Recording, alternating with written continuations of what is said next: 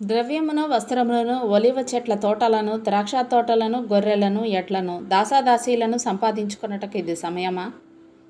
Praise the lord. యూట్యూబ్లో ఈ వాక్యం వింటున్న ప్రతి ఒక్కరికి మన ప్రియమైన యేసుక్రీస్తు నామములో శుభములు తెలుపుకుంటున్నాను. నా ప్రియ సహోదరి సహోదరులారా, ఈరోజు మనం ధ్యానించబోయే అంశము ఇది సమయమా. ఈ అంశం కొద్దిసేపు ధ్యానించమని దేవుడు నన్ను ప్రేరేపించారు. అయితే వాక్యం మీ దాకా చేరిందంటే దేవుడు మీరు ఈ వాక్యం వినాలని కోరుకుంటున్నాడు కనుక ఎక్కడ స్కిప్ చేయకుండా పూర్తిగా వినండి. వాక్యం మీకు నచ్చినట్లయితే తప్పకుండా లైక్ చేయండి, షేర్ చేయండి, సబ్స్క్రైబ్ చేయండి, కామెంట్ కూడా చేయండి. మీ కామెంట్స్ నేను చదువుతాను.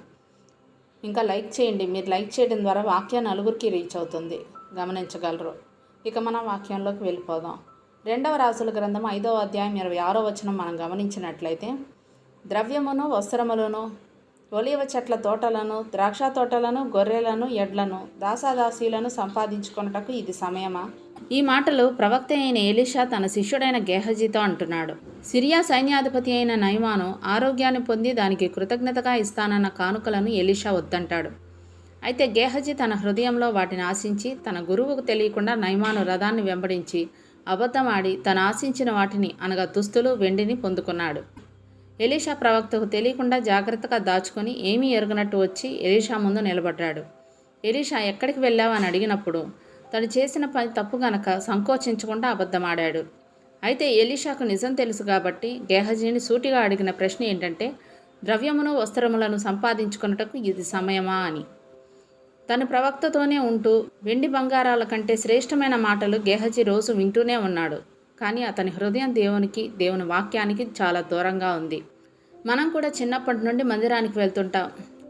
అయితే మన హృదయం దేవునికి దూరంగా ఉండి దేవుని వాక్యంపై కాక ధన సంపాదన పైనే కేంద్రీకృతమై ఉండడంతో గేహజీలాగా మనం కూడా సులువుగా ధనం సంపాదించే మార్గాలు అన్వేషిస్తూ ఉంటాం.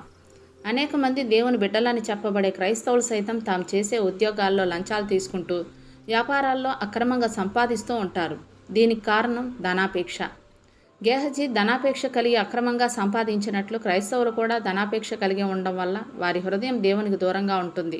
ఇంకా చెప్పాలంటే దేవుని వాక్యమును బోధించే దైవజనులు సైతం ధనాపేక్ష కలిగి దేవుని మీద కాకుండా సంఘస్థుల మీద, వారు ఇచ్చే చందాల మీద ఆధారపడుతూ ఉంటారు.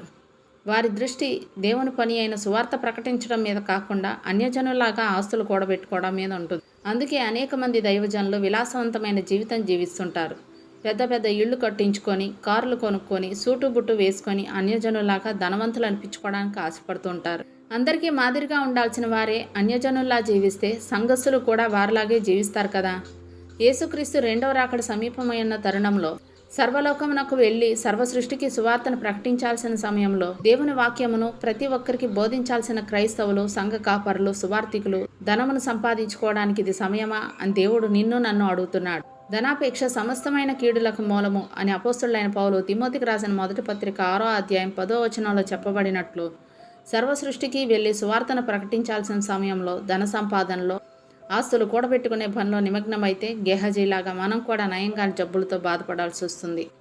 మళ్ళీ నెక్స్ట్ వీడియోలో మనం కలుసుకుందాం. అప్పటి వరకు మన దేవుని ప్రేమయో రక్షకుడైన యేసుక్రీస్తు కృపయో పరిశుద్ధాత్మ సహవాసం ఇప్పుడు ఎల్లప్పుడూ మీకును మీ కుటుంబానికి తోడైండును గాక. ఆమేన్.